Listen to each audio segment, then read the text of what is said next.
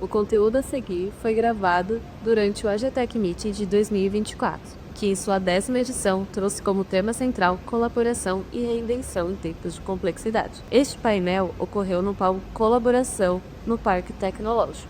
No painel Internacionalização de Tecnologias, da estratégia ao acesso de novos mercados, foram discutidos aspectos cruciais para que as startups pudessem expandir para além dos seus mercados nacionais.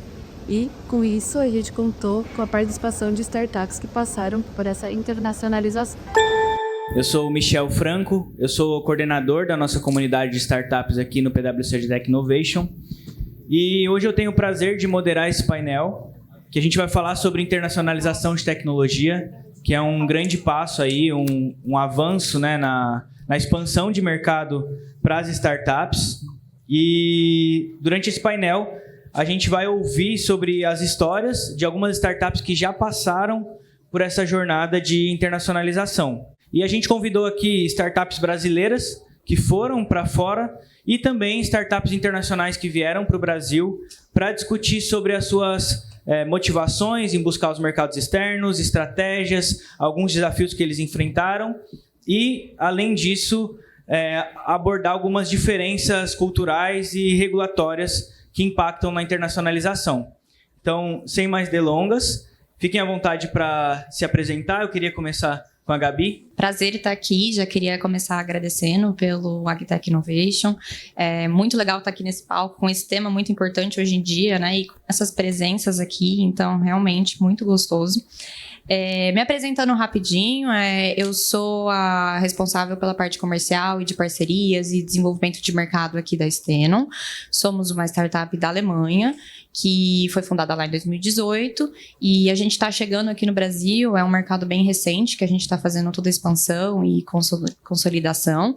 A gente trabalha voltado muito para o solo, então a gente trabalha tanto com a geração, interpretação e utilização final de alguns parâmetros do solo, como, por exemplo, o nitrogênio disponível para a planta, a matéria orgânica. Então, a gente tem uma tecnologia própria, móvel, que a gente leva para o campo, faz a análise in loco, em questão de segundos, e já entrega também os mapas de precisão no mesmo dia do nosso serviço.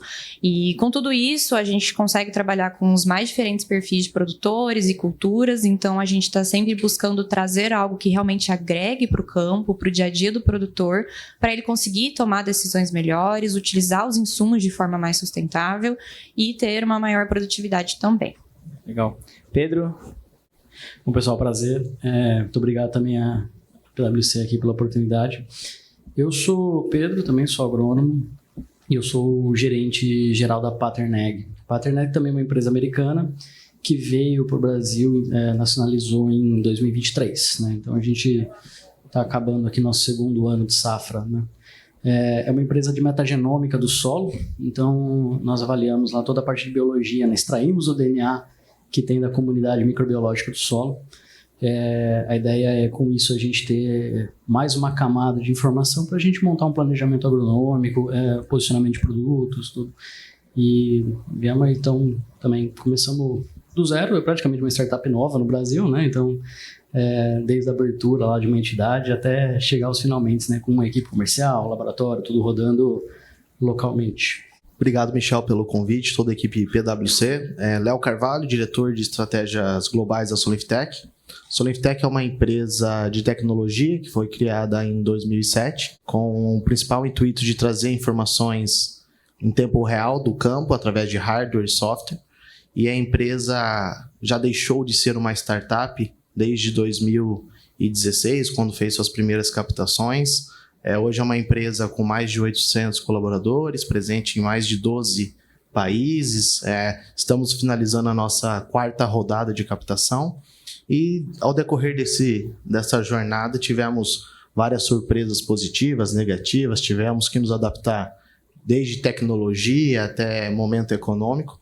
E é um prazer estar aqui com vocês, compartilhando não só a história da Solintech, mas também os aprendizados.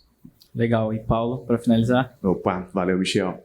Primeiro, gostaria de parabenizar aí pelo evento e agradecer por estar nesse painel de grande relevância. Espero contribuir da melhor maneira. Bom, sou Paulo Vilela, costumo falar que eu sou da Perfect Flight, sou a Perfect Flight de ponto, acho que sem apegar muito ao cargo. A Perfect Flight, ela é uma startup, uma agtech brasileira, né, que nasceu dentro de agricultores, dentro do agricultor, né, para agricultores. Então, a gente leva isso como uma vantagem muito grande, porque a gente identificou exatamente, né, a dor de um grande agricultor e conseguiu escalar isso para outros agricultores, outras companhias agrícolas. Trabalhamos com a parte de gestão de pulverização. Inicialmente, nós focamos muito na pulverização aérea, né, que era algo que tinha baixa visibilidade no campo, né, saber onde, quando e como eram aplicados, né. A aplicação aérea tem a característica de alto rendimento, né, ser muito rápida, e, por consequência disso, ela tem também baixa visibilidade, né? Ela opera grandes áreas e num espaço curto de tempo. Então, a Perfect ela veio resolver exatamente esse gargalo, né, e de visibilidade, mas também trazer um planejamento mais interessante para essas áreas, né? Saber onde e que melhor maneira você aplica, né, o defensivo com as aeronaves, né, disponíveis. E que é uma ferramenta importantíssima para a agricultura, que é em escala, que hoje no Brasil a gente tem muito, né, que é a pulverização aérea. Isso aí. Perfeito. Muito obrigado. E aí, para a gente começar, eu queria ouvir um pouco de vocês o porquê escolher a internacionalização. E aí, aqui a gente falar um pouquinho, vocês contarem quando vocês escolheram isso, qual é o momento correto, no caso de vocês, qual foi o momento correto, alguns dos preparativos que foram feitos para essa internacionalização. E aí eu queria começar com as startups brasileiras, que foram para o mercado estrangeiro, então Léo e Paulo, e depois a gente passar para as startups que vieram para o Brasil. Bom, do nosso lado, acho que desde o início a gente se preocupou muito em se preparar para internacionalizar. Os sócios, desde a safra 16-17, eles começaram a trabalhar principalmente pensando nas patentes, né? Então era algo novo. A Perfect ela criou um mercado que não existia, né? Uma informação que existia, mas não tinha vida agronômica, né? Então essa foi um pouco da pegada que a gente descobriu e teve um sucesso muito grande. Então eles foram atrás das patentes e que, por incrível que pareça, esse ano saiu a nossa patente americana. Então acho que até, né, poder contar em primeira mão aqui para vocês é um privilégio. Né, e que agora a gente acelera mais ainda a nossa participação internacional com essa patente, né, torna-se mais atrativo do ponto de vista de investidor, de empresas parceiras para ajudar, né, nesse processo, principalmente de capilaridade no mercado, né? Uma é o estudo do próprio mercado, também a decisão de internacionalizar principalmente o mercado americano, que hoje ele lidera em números de aeronaves, né? Então, como o nosso foco inicial era a pulverização aérea, o mercado americano tem mais de 3.600 aeronaves, né? O Brasil, mais de 2.500 atualmente. Então, a gente sabia que tinha um mercado muito grande por lá. Então, essa foi um pouco da decisão. E também, né, a gente visa o mercado Latam, né? A gente tem também a patente na Argentina, e tem clientes também nesse mercado, né, principalmente na cultura da cana-de-açúcar, que é um mercado que absorve muita tecnologia e que foi nosso primeiro mercado, inclusive, né? Então, acho que foi da decisão de poder internacionalizar, foi pelo tamanho do mercado e de ser uma ferramenta extremamente escalável, né? Então, a Perfect Flight é um software que se compatibilizou com os equipamentos, e a gente não tem hardware, né? Então é praticamente um plug and play, né? Então, se hoje nos Estados Unidos, na Austrália, alguém quiser usar Perfect Flight agora, ela pode usar. Então, isso foi também a decisão de internacionalizar pela simplicidade que é o produto. Eu acredito muito que não existe um momento ideal para fazer uma internacionalização. Existem ciclos que você consegue aproveitar ou não. Assim como abrir capital em 2020 foi uma grande oportunidade que várias empresas perderam, as empresas, ainda mais agtechs, têm que aproveitar alguns momentos de momento ótimo, momento econômico e momento da empresa para fazer uma internacionalização. No caso da Soniftech, nós decidimos fazer a internacionalização. Primeiro que nós tínhamos acabado de finalizar uma captação, então nós estávamos capitalizados.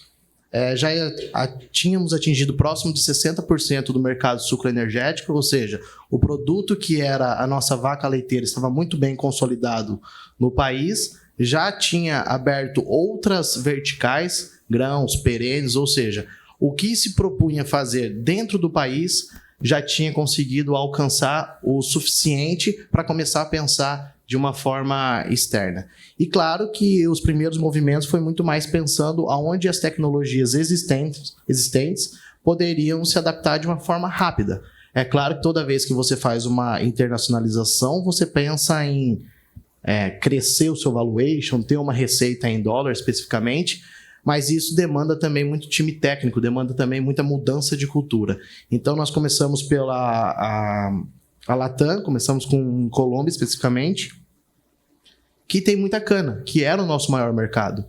A gente muito se fala de internacionalizar, de ir para os Estados Unidos, de pegar países norte-americanos, porque a gente sabe que o potencial de mercado lá é muito grande. Quando você senta para fazer uma pesquisa, quando você estuda potencial de mercado, que é o padrão, né, para você internacionalizar, estudar o potencial de mercado, é claro que seus olhos brilham para Estados Unidos, para Canadá, para Austrália, para grandes países. Mas você também tem que entender que quanto mais longe você for, provavelmente a cultura vai ser diferente, provavelmente seus custos vão ser diferentes.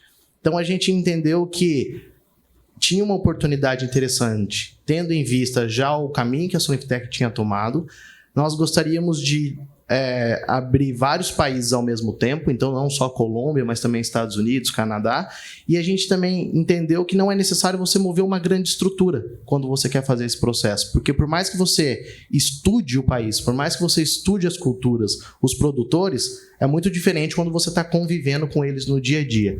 E aí a demanda quando você olha para dentro de casa, ela é muito maior. Então, Colômbia, Peru, Guatemala foram os primeiros países que nós fizemos a internacionalização, e o último país foi o Canadá, que aí traz uma visão totalmente diferente de Brasil, por mais que é uma divisa muito próxima ali com os Estados Unidos, também tem suas peculiaridades, mas eu entendo que a decisão de internacionalizar também tem uma cultura interna que precisa estar muito bem alinhada. Porque você vai ter colaboradores ganhando em reais, colaboradores ganhando em dólares, você vai ter priorização de demandas que normalmente você precisa ser mais ágil lá fora do que aqui dentro, e você tem perfis de produtores diferentes quando a gente fala de agricultura. O produtor americano ele é muito mais cético à tecnologia, o produtor brasileiro ele é mais early adopter, está pronto para receber as tecnologias, então muitas das vezes você precisa priorizar os seus desenvolvimentos aqui focado no mercado norte-americano, ao invés de focar na sua demanda que você tem aqui no Brasil. E essa é uma cultura que internamente precisa estar muito bem decidida. E aí eu acho que é legal também ouvir o lado da Gabi e do Pedro sobre as startups que vêm para o Brasil, né? Como que, o quanto vocês, sobre esse momento de internacionalizar, de vir para o Brasil, como o Léo mesmo falou, é um grande mercado, e cresce muito os olhos, né, de empresas que estão lá fora de virem para cá. Bom, então vamos lá. A gente tomou essa decisão de abrir realmente mercados mais longe de casa, né? Porque a Estê não é da Alemanha, mas a gente já tem o mercado europeu ali bem consolidado. Foi mais ou menos entre 2021 e 2022, onde o feedback era muito positivo do mercado europeu. A gente tinha tido uma expansão muito boa, a gente também estava capitalizado, porque a gente fez a nossa única rodada de investimentos. E aí a gente começou a pensar em outros mercados agrícolas que tinham relevância mundialmente, né? Então, obviamente que o Brasil saltou muito aos olhos, mas a gente também acabou entrando ali no mercado que a gente chama asiático, né? A gente está no Cazaquistão, Uzbequistão, e o que aconteceu? É uma tecnologia parecida com o que foi comentado, né? É fácil de replicar, que o pessoal de Hard Science não me escute, por favor, mas assim, você consegue levar para um outro lugar e ter os mesmos resultados e aplicar a mesma lógica de processo, né? Óbvio que vai ter particularidades, mas não é um entrave muito grande. Então, essa decisão foi tomada, né? Da gente vir para o Brasil, o mercado agrícola, não preciso comentar aqui, tá todo mundo aqui dentro do agro, e exatamente porque o agro é desse tamanho, a gente tá aqui, né? Então, vendo de fora é muito interessante. Óbvio que a gente entra em alguma questão de a nossa receita, o nosso custo é em euro, E aí a gente tem a nossa receita aqui em real, então é um desafio muito grande de você enfrentar essa conversão. Parece fácil eles olhando daqui para lá, mas de lá para cá fica um pouco complicado, porque a gente inverte a lógica, né? E o começo, na verdade, eu não estava no começo da Stenon, mas o começo mesmo foi feito num movimento diferente. Foi um movimento vindo de fora para dentro, né? Então, o que aconteceu? A gente teve bastante entrave, que hoje em dia estou no processo, né, de realmente aliviar esses entraves, porque era uma visão de fora. É o que a gente vê da Europa, é o que eles veem do Brasil. É uma mídia que chega lá, que não é 5% do que é a realidade, muito distorcido, muito generalizado. Então, eles tentavam captar informações de dentro do mercado, de como que funciona, como que é o produtor, mas acabava que a visão mesmo do campo ficava limitada ali, né? Então, esse é o meu papel hoje em dia, que eu tenho trabalhado já faz 9 meses, né? Então, de realmente mostrar a realidade, o que é. O agro não dá pra gente colocar numa caixinha. As pessoas adoram colocar numa caixinha e falar, o agro é isso. Não existe essa caixinha. O produtor de soja pode ser isso, aquilo. Produtor de milho, não é todo mundo do mesmo saco, não faz todo mundo a mesma coisa, não pensa todo mundo do mesmo jeito. Então, eu tenho bastante esse papel. A gente tem muitos entraves culturais, que acho que a gente pode abordar um pouquinho mais para frente, entre cultura do campo e cultura também organizacional, entre Brasil e Europa.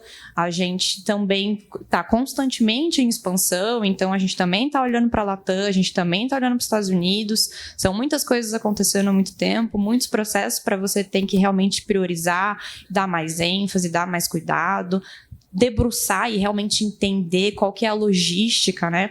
Então, foi um processo bem complicado, mas que, assim, dá pra gente fazer. A gente tá aqui, todo mundo aqui é a prova de um jeito ou de outro, de que a gente consegue só trabalhar e realmente se esforçar. E ter em mente que a realidade é aquilo. Você também não consegue alterar a realidade e achar que só porque você tá vindo pro Brasil, que era o que eles pensavam em uma época, né? Todo mundo aqui era latifundiário. Não é a realidade do Brasil. Então, a gente realmente tem que olhar e falar, não é esse nosso mercado é outro, como que a gente atua também nesse mercado, né? Eu acho que o processo de internacionalização, seja tanto ele sair do Brasil para ir para outro país ou vir de outro país para o Brasil, o processo é o mesmo. Na verdade, a lógica do processo é a mesma, né? Você ter mesmo, ver o timing que você está vendo. A primeira coisa também que a gente fez para vir para o Brasil, patente, e ver o mercado, né? Assim, só que tantas empresas, né, que foram para outros países, ou como a minha, da Gabi, que vieram para o Brasil, aí entender qual é a cultura, como é que se opera nesse país em si, né? Então, ajuda muito, né, a gente ter a mesma cultura. Então, por exemplo, o pessoal dos Estados Unidos vir para cá, o pessoal daqui para os Estados Unidos, a gente tem principalmente soja, milho e algodão como variável igual, né? Já ajuda um pouco, mas aí tem perfil de produtor, perfil de solo, clima, burocracia, tudo diferente, né? Então, você sair de um país para outro, eu acho que o principal ponto é esse, né? É você entender onde que você está pondo o pé, né? Desde legalmente, né? Assim, em termos de como é que funciona a burocracia, tudo, como que eu vou operar lá, até qual que é cultural, né? Tanto cultural do seu time, né? Que é um time que vai ter essencialmente diferente, né? São outros... É outra vida, basicamente, e o teu cliente, né? O produtor, enfim, é bem isso mesmo. A gente sente isso, a gente vê, né? Como a gente tem operação aqui, Canadá, Estados Unidos, o produtor brasileiro era muito mais early adopter do que o americano. O americano é aquele cara tradicional, tem a fazenda há 200 anos, o bisavô dele fazia isso, ele faz igual. E aqui o cara é muito driveado por custo por hectare. Então, tem muito isso também. Então, assim, o que eu vejo no final do dia é o processo de internalização, apesar de não ter uma receita de bolo, ele tem alguns passos e uma lógica que você tem que seguir, né? Como implantar um projeto, né? Você pode tratar isso como um projeto, se você quiser. Ele tem etapas a ser cumpridas para que ele tenha sucesso ou não, né? Eu já vi casos de empresas saindo daqui ou empresas vindo para cá que não deram certo, porque tentaram impor uma cultura que não era do país. Como tem 4 casos aqui, que funciona bem quando você planeja. Então, acho que o ponto é esse mesmo, é planejar e estudar para onde você está indo, seja para cá ou para lá, enfim. E aí, entrando um pouco em estratégia mesmo para isso, uma coisa que alguns de vocês falaram é sobre estar capitalizado nesse processo, né?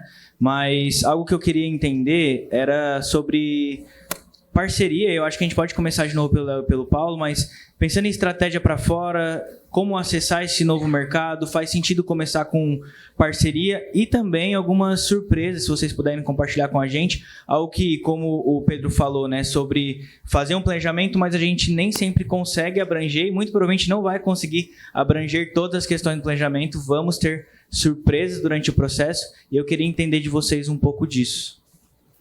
Bora lá. Agora é complicado, hein?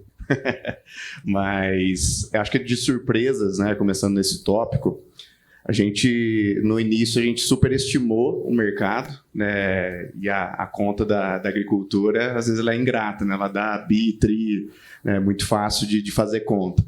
Mas, por incrível que pareça, o mercado americano, né, de aeronaves ela é superior, mas em quantidade de aplicações e volume de aplicação, o Brasil ele é maior.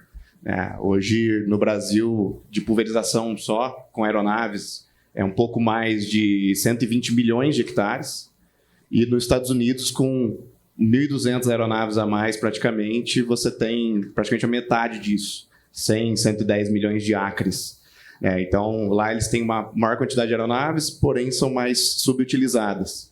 Justamente, acho que até pelo perfil do próprio agricultor. Aqui tem grandes companhias agrícolas, grandes áreas, né, os latifundiários, né, não só eles, né, mas tem, e que fazem grandes volumes de aplicação. As próprias, né, a cana-de-açúcar, nossa, né, as usinas, né, grandes companhias, Raizen, BP Bung, né, que agora virou a BP, né, e que são grandes usuários e que têm que usar dessa ferramenta. Então, hoje, para nós, Perfect Flight, que fazemos gestão de pulverização aérea, no nosso modelo de negócio, né, hectare monitorado, o Brasil é o maior mercado. Então, acho que foi um pouco das surpresas foram essas. E, né, de desafio, acho que o como acessar também a gente foi, né, com nossas pernas, né, a gente teve 2 grandes, né, advisors lá para nos ajudar, tanto nesse mapeamento também na entrada. E por esse perfil de agricultor menor, nos Estados Unidos principalmente, a gente viu que o nosso modelo teria que mudar. E muda de uma forma muito bruta, né?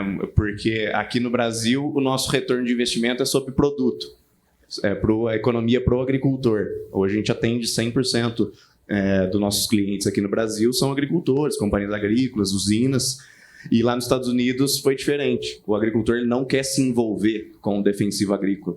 Então, o nosso cliente ele foi para as grandes aviações, grandes cooperativas, indústria química e a associação da aviação agrícola, que é a NAAA, que houve um grande interesse. Então, e aí muda todo o jogo, muda a precificação, né, e tudo mais, né, e o teu custo ele continua sendo sempre o mesmo. Então, essa foi um pouco das surpresas e a gente acabou até desacelerando um pouco, né, a nossa internacionalização, focando mais no Brasil. Até escutei uma frase, né, acho que uns 2 anos atrás, do CEO da Raiar Agro, que ele foi nos visitar lá, ele falou um negócio interessante que falou, cara, enquanto eu não ver meu produto em todas as padarias do estado de São Paulo, eu não saio daqui. Ou seja, vamos ver, a gente está com o mercado potencial na mão, tem potencial de crescer, né? Para que eu vou ficar tirando para todo lado, né? Então vamos fazer bem aquilo no lugar que a gente nasceu e que é o maior mercado, e a gente vai estrategicamente, né? E a gente estava muito confiante nessa saída de patente para agora estabelecer um modelo de negócios com outras empresas. Então fazer um negócio, né? Um B2C que para nós hoje faz muito mais sentido na estrutura que nós estamos, uma estrutura mais enxuta, e até como case de sucesso, a gente acabou recentemente lançando uma parceria estratégica, né, praticamente um mês aí, né, praticamente 15 dias rodando, e que parece ser muito promissor, que a gente ganhou uma força de vendas muito grande. A gente faz parte hoje do portfólio da Syngenta Digital, né? Então, como um produto comercial deles, né? Não tem relação de investimento nenhum e tudo mais. Ele passa a ter força de vendas da equipe Syngenta e, com isso, a gente ganha uma escala gigantesca. Não só de vendas, mas de atendimento. E é um gargalo muito grande que as startups agtechs têm que tem que ter visão, porque o pós-venda das agtechs é a chave do negócio, né? E a gente sabe disso, né? A gente sempre priorizou isso dentro da empresa. Nosso maior time hoje é de CS, né? Suporte, enfim, e tem bons feedbacks com relação. Então, essa parceria vai nos sustentar com relação a isso também. Qualidade do atendimento, geração de valor e faz sentido, né? É sinérgico com as outras soluções que essa empresa ela oferece. Então, como modelo inicial desse no Brasil, a gente quer replicar isso também para os Estados Unidos. Que a gente tem clientes lá, mas assim, é pontual e é pouco ainda. Então, a gente pretende, com a patente, com praticamente, né, um mercado que a gente criou aqui no Brasil e que não existe nos Estados Unidos, por incrível que pareça, né? Não existe esse mercado nos Estados Unidos. Eles têm a parte de dispatch, que eles chamam lá, de despacho de voo, planejamento. É um documento para despachar o voo mesmo. Não tem zero visibilidade qualitativa, gerencial, zero. E eles estão um pouco preocupados com isso a princípio, mas quando a gente começou a acessar esse mercado, isso faz muito sentido, né? Legal. E parabéns pela nova parceria, né, Paulo? Eu sei que foi recém-anunciado aí. E aí, entender um pouquinho da Solinftec também, sobre isso de tanta estratégia de acesso ao mercado, quanto alguns desafios que não estavam mapeados para vocês. Ainda bem que aparecem os desafios para a gente aprender e melhorar na próxima pernada, né? Mas algo que nós aprendemos rapidamente, que se associar com universidades e governo de estado, muitas das vezes faz sentido e dá uma atração muito rápida. Até porque quando a gente começa a vislumbrar novos países, a gente entende que em algum momento curto nós vamos precisar de mão de obra. E nada melhor do que começar uma operação com pessoas da região. A gente entende que, por mais que nós brasileiros gostamos de fazer as coisas rápidas da nossa velocidade, na nossa cultura, quando a gente abre um outro mercado, a gente tem que entender a cultura que nós estamos abrindo.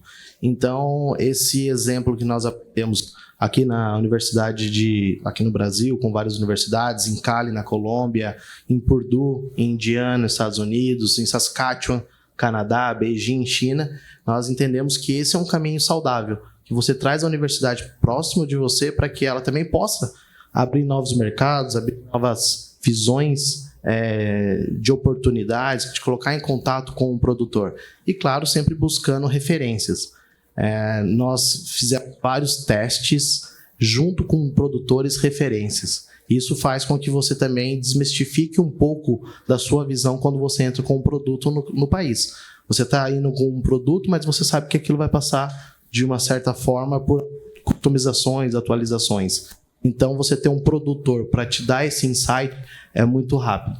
Quando a gente fala das dificuldades, aí existem várias, né? Mas do mesmo jeito que a gente encontra dificuldade, a gente encontra oportunidade para melhorar a nossa operação. O Pedro mencionou com relação ao tamanho dos produtores, e eles vão ser tão early adopters quando a gente fala de produtores americanos, mas isso também tem o seu lado positivo, que quando você consegue pegar valor para ele no curto prazo, você também não tem a morosidade na parte comercial que a gente tem aqui no Brasil. Aqui no Brasil, a gente perde em média de 15 a 60 dias um ciclo de vendas. No produtor americano, a gente tem um ciclo de venda de 5 a 10 dias. É claro, com o valor já aprovado. Então, isso passa muito para onde que você quer entrar, qual o país que você quer entrar e como que você está mostrando os seus resultados. Legal.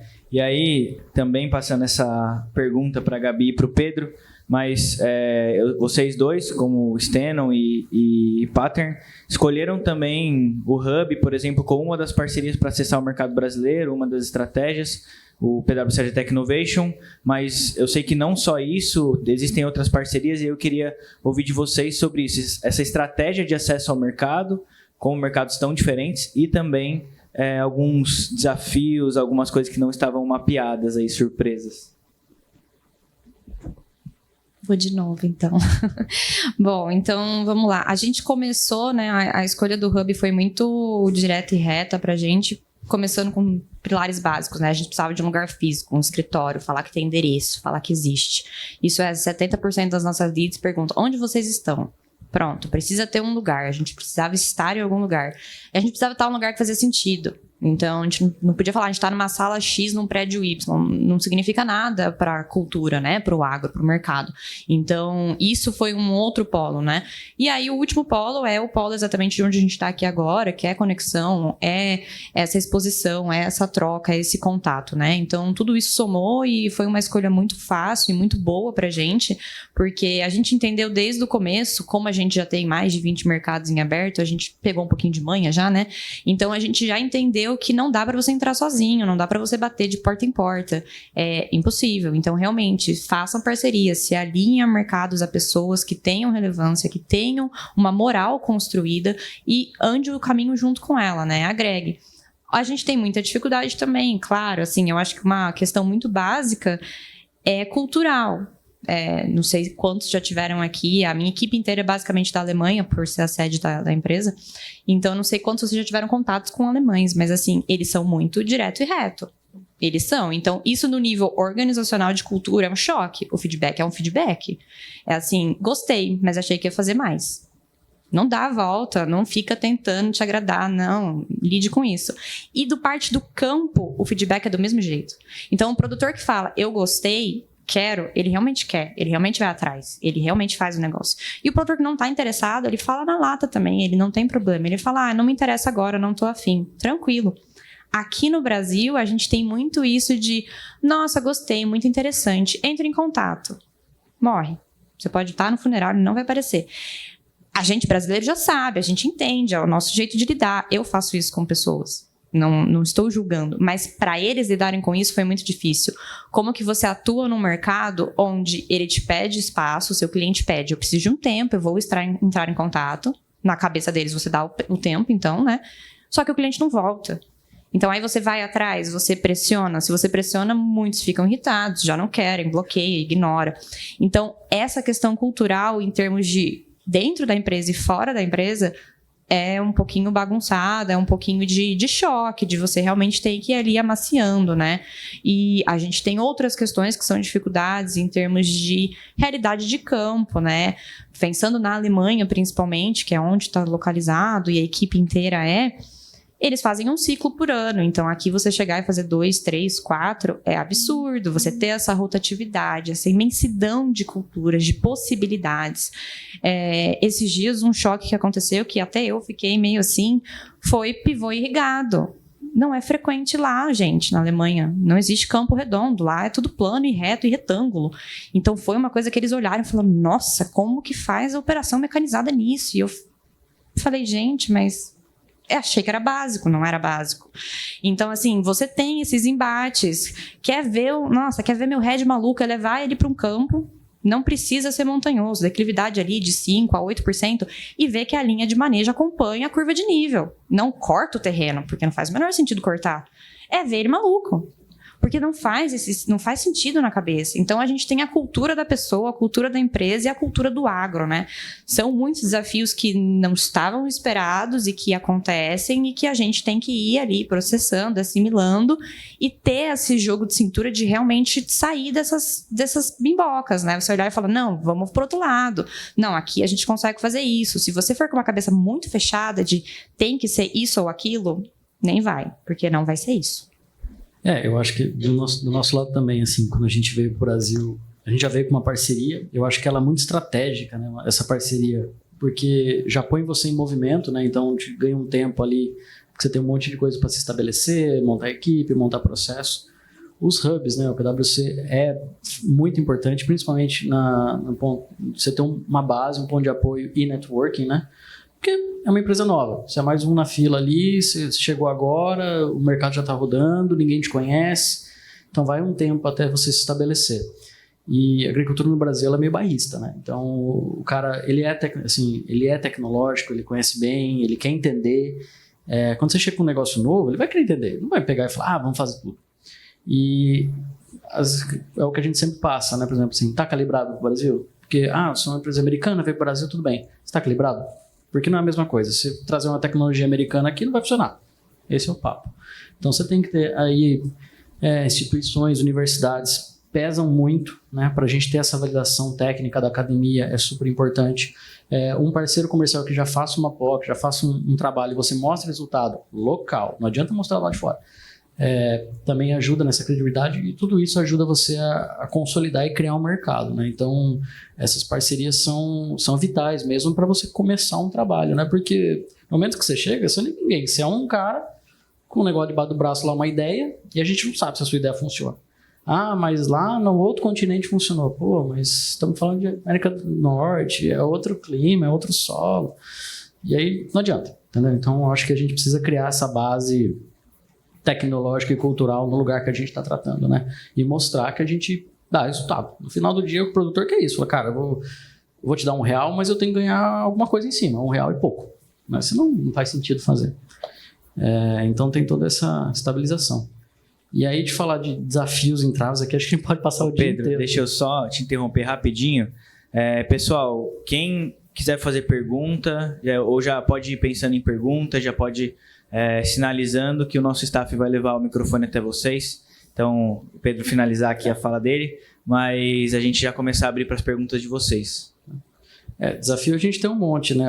Acho que o mais clássico nosso foi, como a gente faz análise de solo, a gente, quando veio para o Brasil, trouxe o protocolo americano, que é totalmente diferente. E aí as primeiras análises, elas deram 0 DNA. Basicamente, o solo no Brasil não tinha vida. Que nada mais é que importamos um protocolo sem adaptar para o cenário, né? Então, os primeiros meses da Pattern no Brasil foram meio desesperadores.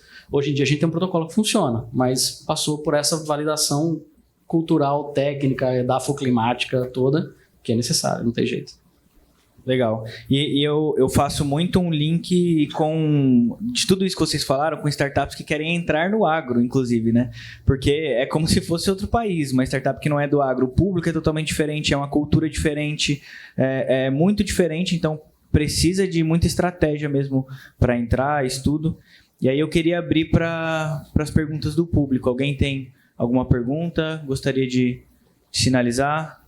Olá pessoal, boa tarde, me chamo Eduardo Ju, atuo com gestão de projetos e no passado eu tive um case de internacionalização, localização de produto de software brasileiro para atender a América Latina. E um fato me chamou a atenção, eu queria escutar de vocês se vocês se depararam com o que eu deparei. A América Latina tinha muita desconforto em fazer negócios conosco pelo famoso jeitinho brasileiro nosso. Daí eles deixaram isso muito explícito. Tanto que eles deixavam explícito que o brasileiro sempre queria tirar vantagem sobre eles. E eu falei de América Latina, obviamente, e vocês, nos cases aí, foram países de primeiro mundo. Vocês, por acaso, se depararam com algo semelhante? Vou trazer um exemplo, Eduardo, né? Trazer um exemplo interessante que eu tive nos Estados Unidos, quando nós fomos fazer uma POC, uma prova de conceito, e a resposta foi: brasileiros não sabem de agricultura, ainda mais aqui no meu CEP, no meu zip code, no caso. Então, assim, eu acredito que isso é normal, mas provavelmente muitos de nós passamos por isso, mas eu também acredito que depende muito como você tem a tratativa, não só comercial, mas também técnica com o projeto que você está lidando. Aqui na Colômbia nós não tivemos dificuldade, você falou de América Latina, nós não tivemos dificuldade, mas nos Estados Unidos nós tivemos, e o jeito mais fácil de fazer isso é você conseguir separar se isso está sendo uma agressão, um tipo de preconceito, ou se realmente está faltando a confiança no seu produto. No nosso caso, era uma confiança no produto e foi resolvido com o produto rodando no campo, mostrando os seus valores, e hoje é um dos grandes clientes nossos e serve como showroom quando a gente vai lá e mostra os clientes. Eu acho que faz parte, tá? Eu acho que faz parte de quando você está mostrando um produto, assim como o Pedro mencionou, no começo você é um desconhecido que está com 3, 4 pessoas ali, querendo falar que o cara faz alguma coisa errada ou que você quer propor alguma coisa melhor para ele. Então, passa por uma linha de desconforto e de não credibilidade em algum momento. Falando de agro, a gente tem muito que ensinar ao mundo inteiro. Então, acho que as tecnologias, as empresas que saem do Brasil e vão para outros países, têm muito a que ensinar ainda. Acho que complementando, a gente, muito parecido com o que o Léo falou, a gente se deparou também na América Latina com alguns grupos que tinham alguns brasileiros também que trabalhavam. Então, a gente acabou que o benchmark que eles tinham com empresas aqui do Brasil fez com que eles conhecessem nosso produto e a gente sofresse menos esse preconceito. Já nos Estados Unidos foi um pouco diferente, teve só um caso nesse sentido, que eles realmente falaram, nos países de terceiro mundo vocês estão acostumados a fazer isso, aqui nós somos de primeiro mundo. Mas eu acho que é mais uma questão mesmo de alinhamento técnico, de entrega de resultados, e aí se faz na prática, né? Mas a gente teve um caso bem típico nesse sentido. Só complementar um ponto aqui que eu peguei nessa linha de Estados Unidos. Os norte-americanos, eles não convivem com startups. Esse é um grande ponto. Se você pega as startups de tecnologia no agro, são muito pequenas lá dentro. Eles estão acostumados a receber grandes empresas, o polo de indústria de máquina ou de insumos. Então, quando você tenta entrar nesse meio do cenário falando que ele vai fazer alguma coisa melhor, gera uma desconfiança. O produtor norte-americano, ele tem tatuado a marca que ele utiliza de equipamento, ele utiliza aquele insumo durante muito tempo. Então, essa disrupção, né, de mudança de cultura ou de aceitar novas tecnologias, passa por esse momento de desconforto. Mas eu acho que tendo um produto bom, de novo, entregando valor, entregando resultado, é facilmente quebrado. Bom, aqui sou Vinícius da New Food Finance. Minha pergunta vai mais para o Leonardo e para a Gabi. Eu fiquei curioso em entender como é que foi, se vocês encontraram muitas dificuldades, como é que foi a operação na China, que você falou que vocês estão lá. Se tiveram dificuldades na entrada, barreiras, como é que foi esse aprendizado, o tamanho da operação, se puder, em linhas gerais, assim. E também para a Gabi, os mercados asiáticos que você falou naqueles países. Vou falar. Então, na verdade, a gente tem um modelo lá estritamente B2B, né? A gente tem um grande parceiro comercial, que é o Grupo da Euroásia, e aí a gente fez toda a negociação, toda a demonstração, todo o desenvolvimento de um produto específico para eles, com eles. Então, é um pouquinho diferente do que a gente tem em alguns outros mercados, porque a gente não chegou a fazer B2F, né? A gente não deu espaço. Mas o que aconteceu? Foi um mercado que surpreendeu muito, em termos de tamanho, vontade e capital. É um mercado atualmente que está muito maior que o mercado brasileiro, por exemplo. É uma vontade, uma organização, uma precificação completamente diferente do que a gente tem no Brasil. Então, foi muito boa, eles vêm com muito bons olhos, eles realmente foram muito afim, né? Entraram super nesse projeto e a resistência foi muito menor do que a gente teve e a gente tem aqui com o B2B. Aqui parece que é um pé um pouquinho mais para trás do que a gente teve lá. No nosso caso da Soniftech, a gente está operando em Shenzhen, que é quase a divisa ali com Hong Kong, que é o Vale do Silício chinês. E nós utilizamos aquela operação muito mais para desenvolvimento, criação de tecnologias, utilizar a universidade para criar sensores para a nossa operação, do que propriamente a gente vender o nosso produto.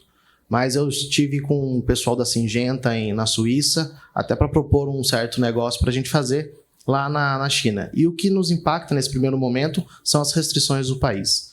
A gente que traduz, né, informação em tempo real, e a gente utiliza do aprendizado do campo também para prover soluções para outros países, na China a gente não tem essa possibilidade, tendo em vista tudo ter que ficar dentro do país. Nós tivemos uma situação muito parecida na Rússia, de abrir um projeto, rodar todo o projeto e não conseguir nem de retirar o dinheiro de lá, nem de tirar as informações. Então eu acho que a dificuldade de operacionalizar, ela tem um âmbito político também, que tem que ser muito bem estudado, geográfico-político, né, geopolítica, muito bem estudado, porque cada país tem a sua regulamentação. E não precisa ir muito longe para ter essa dificuldade. 2, 3 anos atrás, na Argentina, a gente também não conseguia tirar o dinheiro por toda a crise que nós tínhamos na Argentina. Então, acho que o processo de criar valor para o produtor também passa para você entender qual será a dificuldade do país que ele vai enfrentar, que vai dificultar a sua empresa. Mas a Ásia como um todo tem muitas oportunidades para o negócio. E aí, pessoal, a gente encaminhando aqui para o final, eu queria pedir para vocês encerrarem um conselho para quem está buscando essa internacionalização, que vocês diriam aí para quem está no começo da jornada, e já as palavras finais também para a gente encerrar. Deixa eu começar, então. Bom, acho que o conselho, sendo bem sucinto, acho que é ter primeiro o cliente para depois o CNPJ, né? Resumindo.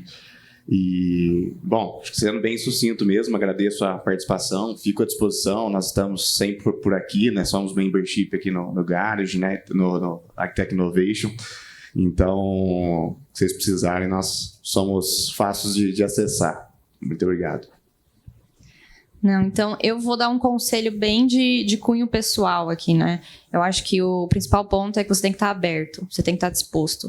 Então, assim, não adianta você fazer todo o seu trabalho, estruturar todo o seu projeto, ter cliente e não estar disposto a ver a realidade, ou receber uma feedback negativa, ver que aquilo que você pensava não era o que você pensava. Então, realmente, fez, estruturou, contratou pessoas, pontos focais, confie nessas pessoas, entregue para essas pessoas e escute o que essas pessoas estão te falando. Eu acho que isso é um ponto muito importante. E queria agradecer aí pela oportunidade e esse palco.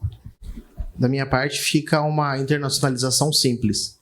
Entenda que para você começar a ter o seu primeiro cliente ou seu primeiro escritório, você precisa visitar várias vezes o lugar que você quer entrar.